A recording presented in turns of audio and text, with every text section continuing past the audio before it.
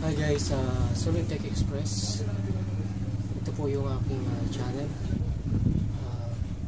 Paper jump po ba ang issue ng printer na meron po kayo?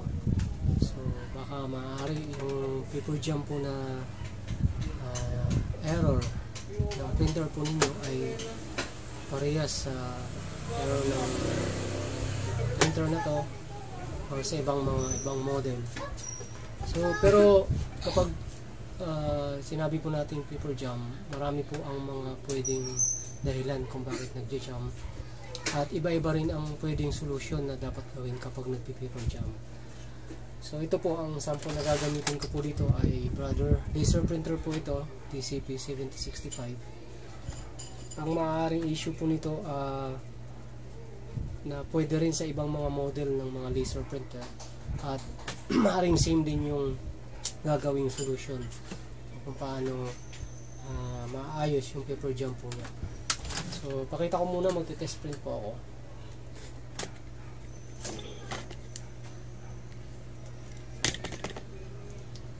Okay.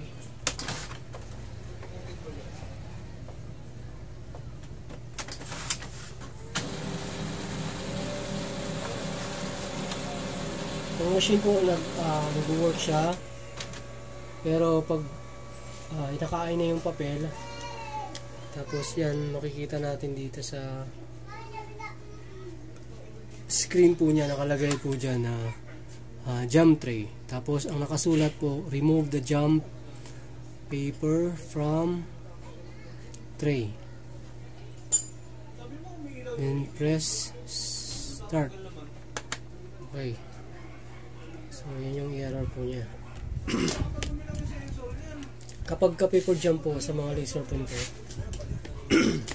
o kahit sa mga ibang printer po, lagi po natin i-check kung saan banda tumitigil yung pinaka head ng papel, kung saan banda tumigil siya, at yung dulo.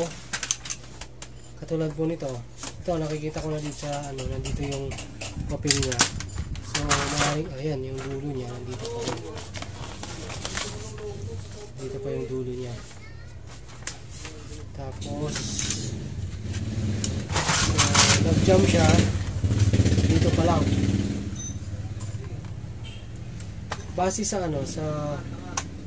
sa previous na issue nito, bago na nakarating ito sa akin,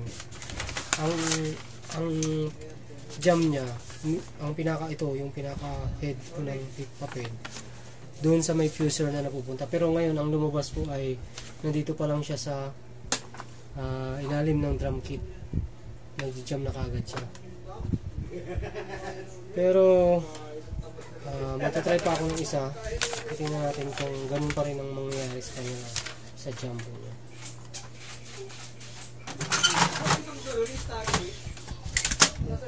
So ito, itatry ko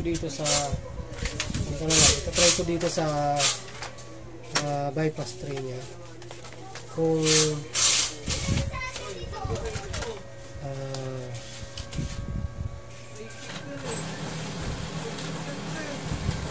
kasi pag dito sa bypass tray na siya, automatic yung head niya nandun na sa may malapit na dun sa drum, sa OPC drum.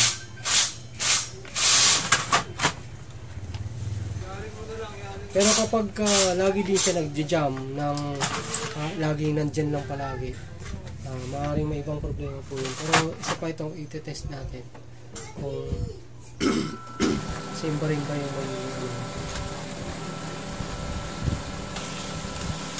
ayun, kailangan siya hanggang doon. So ibang problema itong dito. Ito naman, nag-jam na naman siya, pero ang nakasulat dito sa kanya, jam rear na siya. Dito pa lang i-open daw yung front cover, pero ito sa jam rear, yung sa likod na ito, ayan, nakasulat dito na remove the jam paper.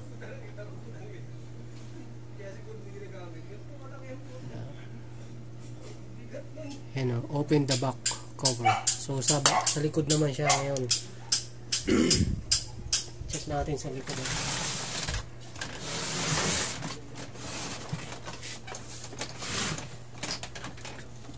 Okay. Ayan, nandito na yung papel niya. Ito siya, oh. Dito rin nag-jam yung kanyang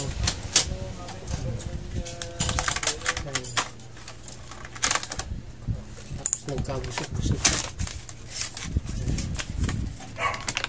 Pero nag-print siya, nag-copy siya, kaya lang nagkagusot-gusot na at na-stuck siya sa fuser. Okay. So, dalawa ang pwedeng test ng jam nito. Try tayo ulit. Yung manggagaling dito.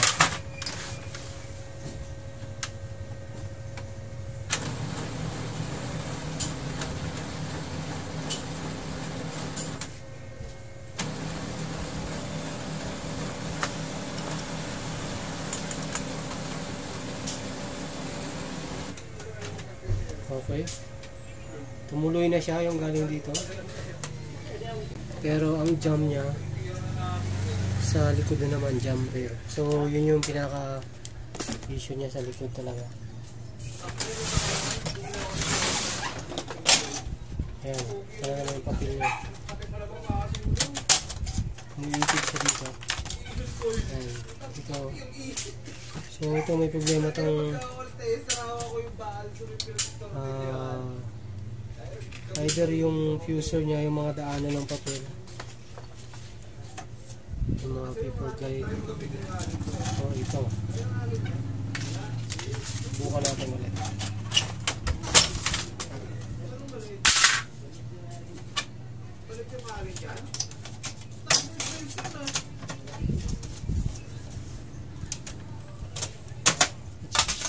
Ito try ko siya ng naka-open lang to.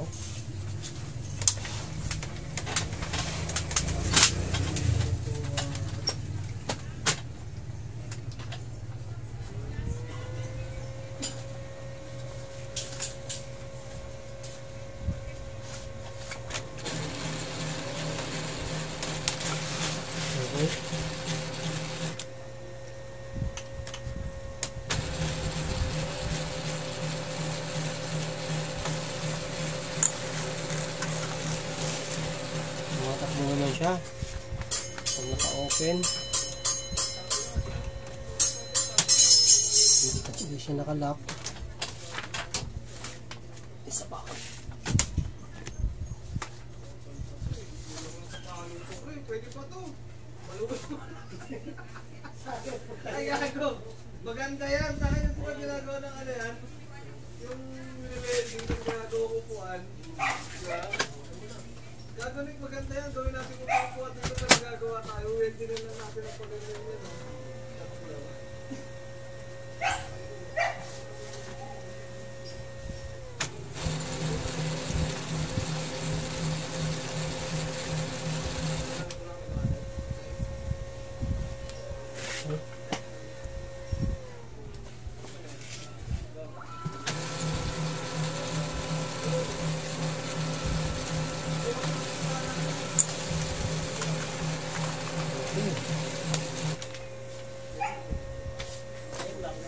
Nagpiprint siya pero meron siyang mga gusot-gusot.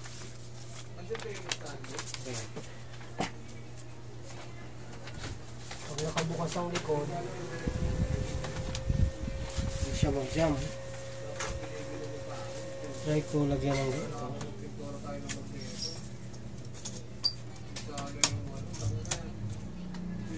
Kung akit na sa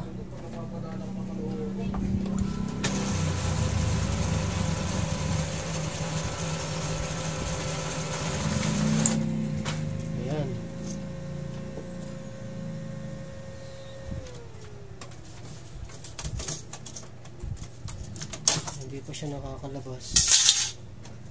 Jam na dito.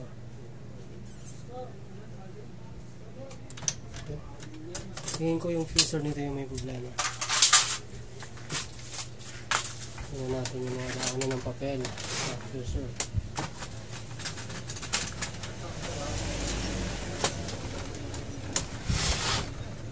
Okay, patayin na natin.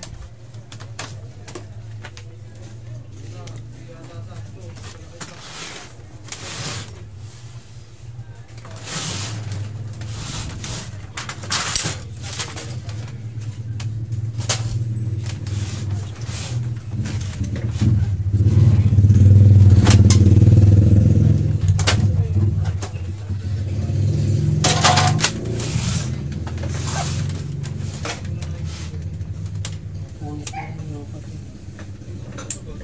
Dami doon, iba din pagtanggal ng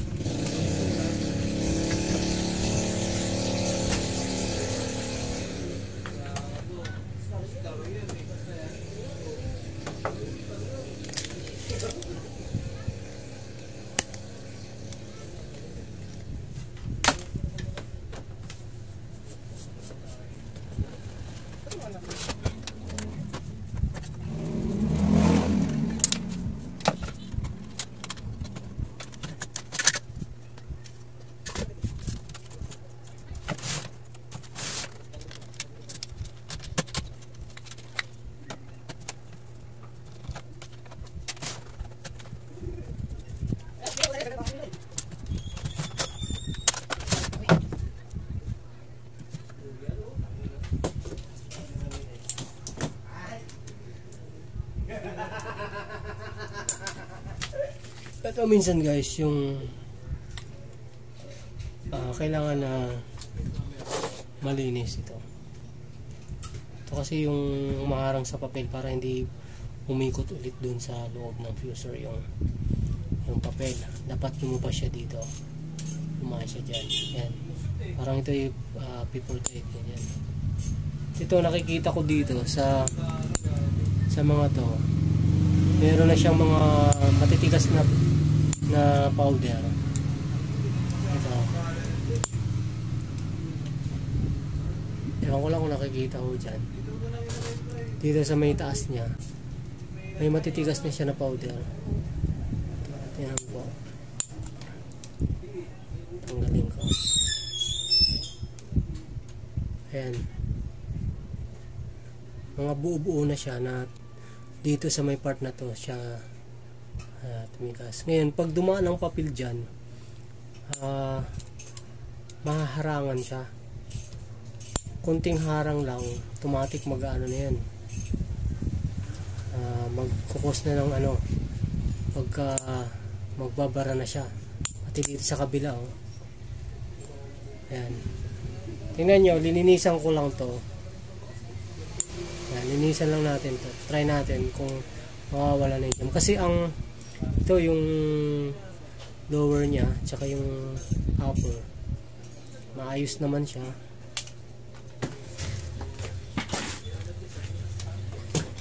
So, linisan ko lang to. Tanggalin ko na lang siguro para malinisan ko na maayos. Ito yung tinutukoy ko guys. Dito sa taas niya kasi may mga matitigas na. Ayan, mga titigas na yan. Titigas na toner. Kailangan matanggal yan. Yan yung nagbabara sa papel eh. Kung meron kayong liha nanipis yan. Para as in smooth lang yun doon pag dumaan yung papel. Smooth lang siya.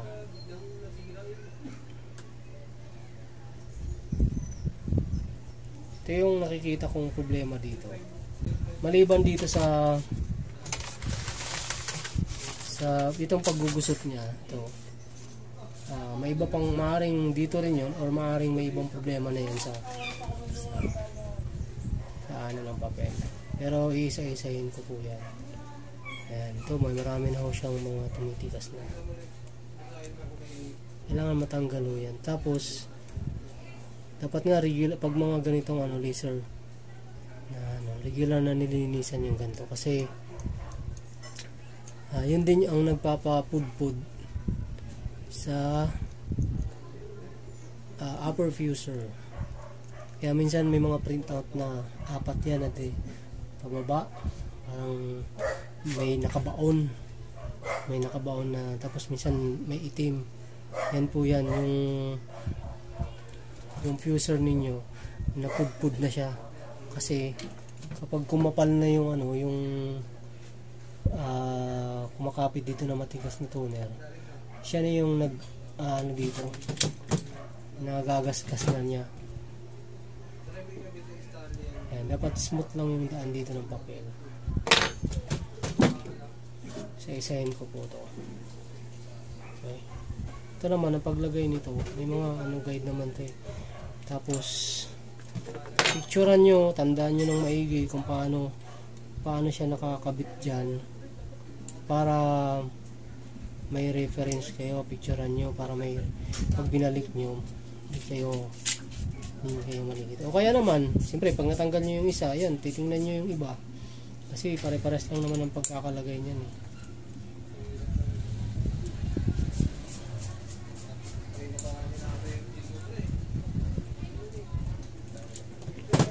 Ayan o, halos lahat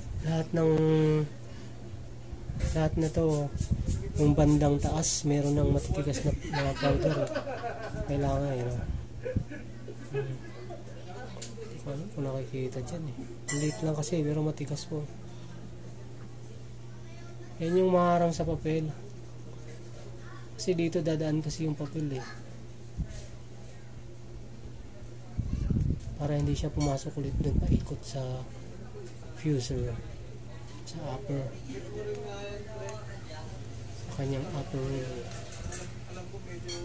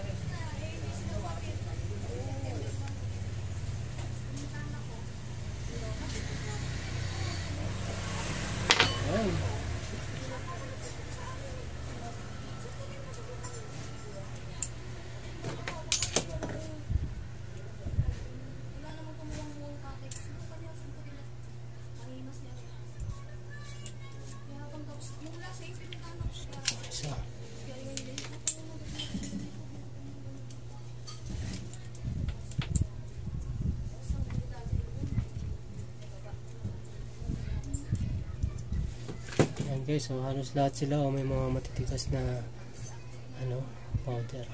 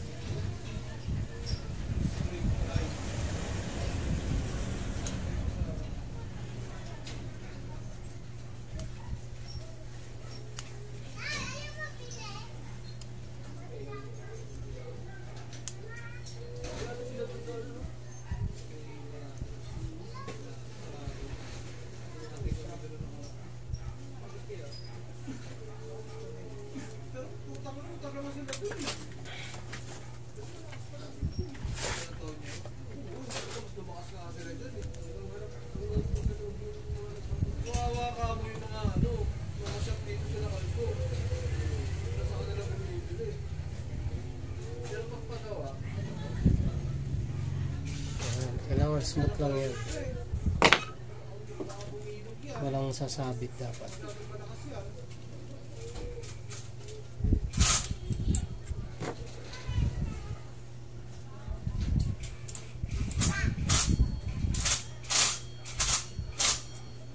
Okay, dito last na lang.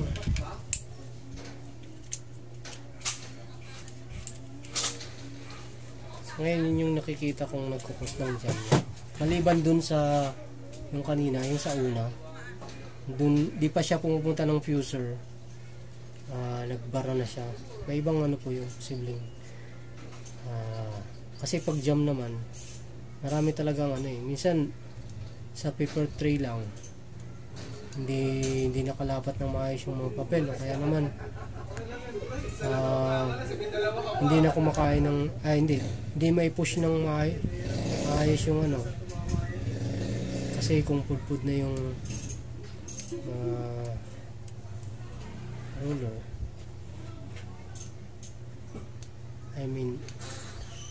iba-iba talaga ang yung posibleng cause ng pag nagja-jam. Kailangan titingnan nyo kung saan tumitigil, lalo na yung pinaka-head ng papel. Saan siya nag-stop? Ayan.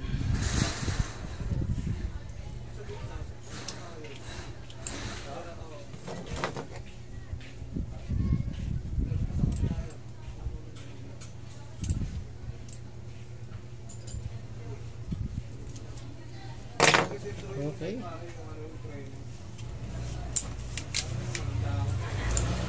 Okay pa naman ang ano, pambago pa itong mga lower niya eh. Tsaka hindi pa naman siya malambot. Okay.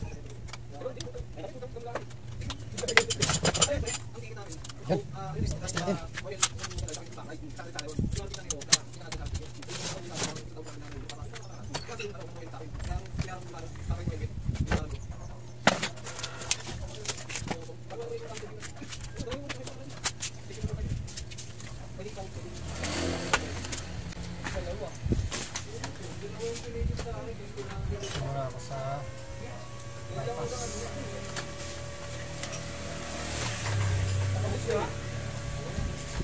Sa bypass ko muna kadaan. Diba kami pwede na rin yung sa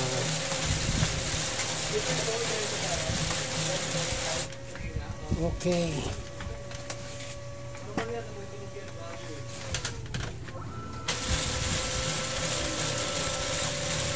Medyo maingay na yung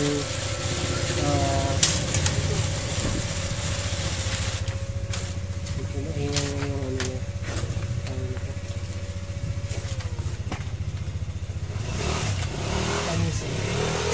Here.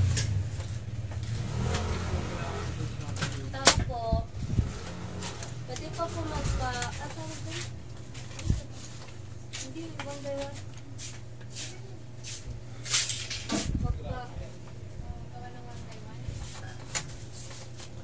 One by one.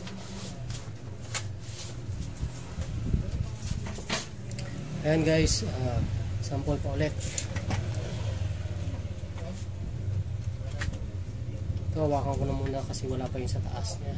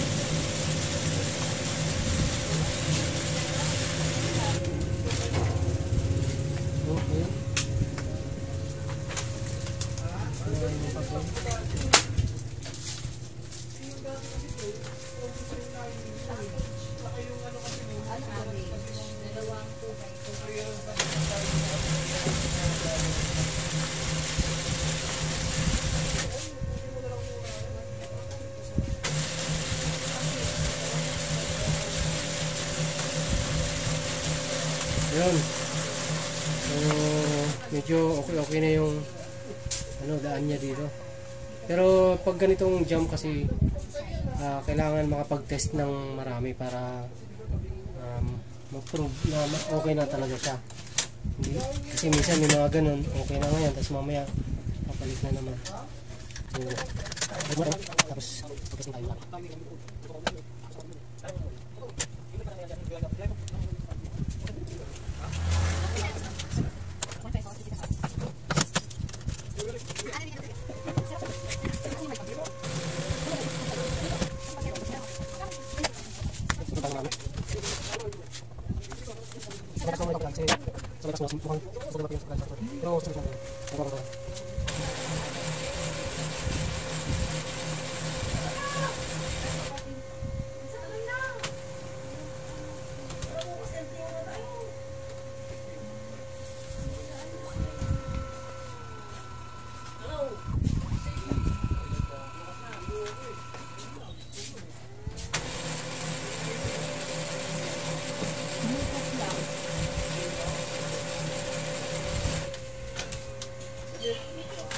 Nasa ano mo na ba?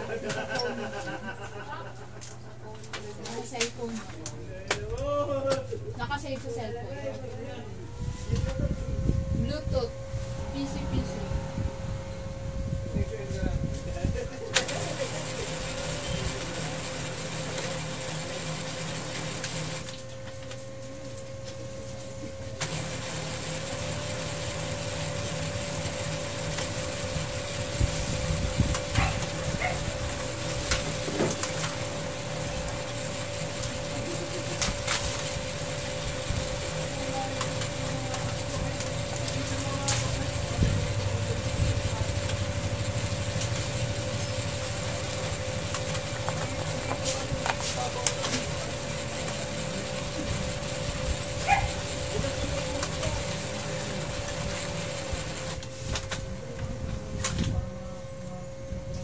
Okay.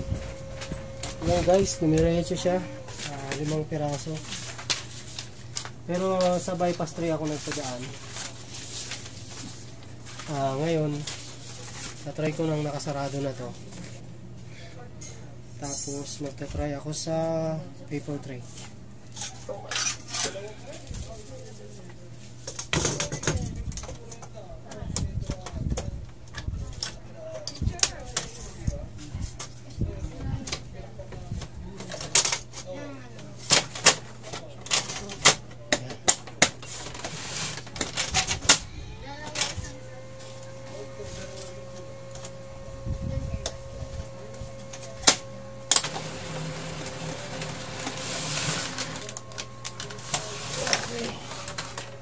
So, kailangan bumalik yung papel dito.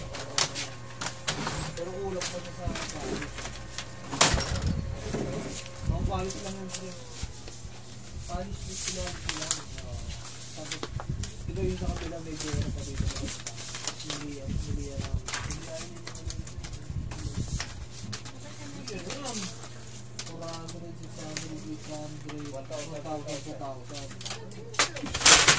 Yan na yung pinaka-finish product. Ginawa ko sa yung sa gamit set ko dati.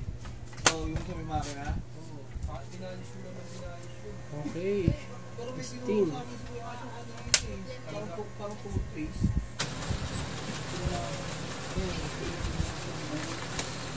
So, ang client ko to, baka may problema din to. Testing tayo marami. Saan nilalagay? Bond paper?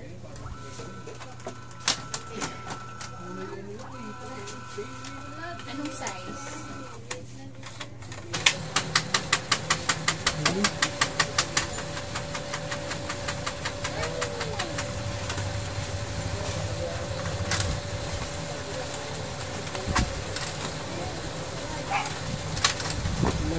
Ngayon medyo maayos na siyang maglabas ng papel. Pero may ingay kanina, yung ingay na yun dito yun sa may ano, sa paper tray, yung tak dito, kasi hindi na siya napupush ng maayos. Kasi ito kasi dito yung part na to, may sensor din to eh. Kapag hindi na ipupush ng maayos yung paper tray, automatic na tutunog yun. Kasi ito, hindi masyado na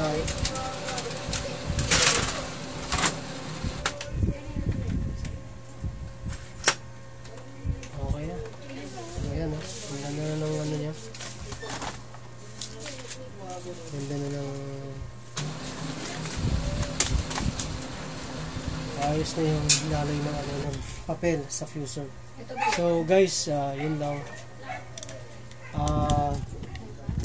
Sa mga bago po sa aking channel, baka pwede mahingi ko po ang inyong like at subscribe Sa isang band sa lahat sa isang band channel ko po. At ay kung meron po kayong katanungan, ilalagay ko po dyan yung Facebook page namin at pwede kayong mag-send ng katanungan at tungkol sa mga printer.